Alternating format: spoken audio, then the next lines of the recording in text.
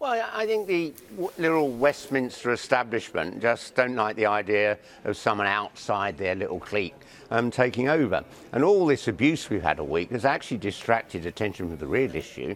Jeremy's come up with a way of actually funding public spending, building homes, modernising our transport, upgrading our broadband, creating real job opportunities. That's all been brushed aside by all this abuse about heart transplants and things like that. And I think we just need to get back to serious politics.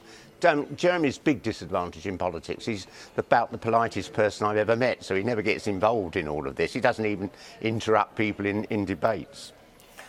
So the real issue of politics is not whether or not you can become a ruling party, whether you can win a general election. Is that what you're saying? That's not what this is about. No.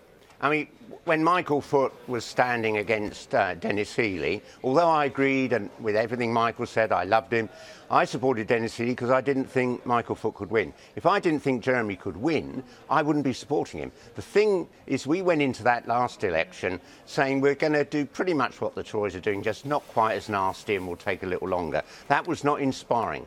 We've got to have a credible economic alternative to the Tories, and that is based on investment. I mean, this isn't about left or right or Labour or Tory. For the last 35 years, under Thatcher and Blair and Brown and Cameron, we haven't invested in modernising our economy. And every successful capitalist economy is based on real levels of investment that give you an advantage over your rivals. See, one of the problems, I mean, listening to what you're saying there, one of the problems I think quite a lot of people have outside of the bubble, and you talk about the bubble there, it's really important, that issue, that somehow your party has to get to people who are not already Labour supporters. Otherwise, you just stay where you are. That's a given, isn't it? So at some point, the leader of your party has to appeal to people who haven't yet or didn't last time vote for Labour. Now, the question a lot of people are asking is, could that person possibly be Jeremy Corbyn? And most people, even within the party, think that's just not possible. Well, within that little Westminster bubble, they think that. But I tell you this,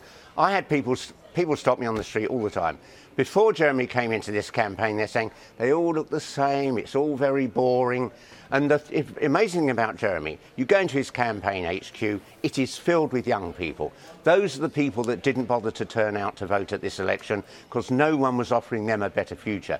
Jeremy has energised those young people. I mean, we're getting thousands of new young people join the party because, I mean, my generation had the best quality of life in human history. We've been given everything.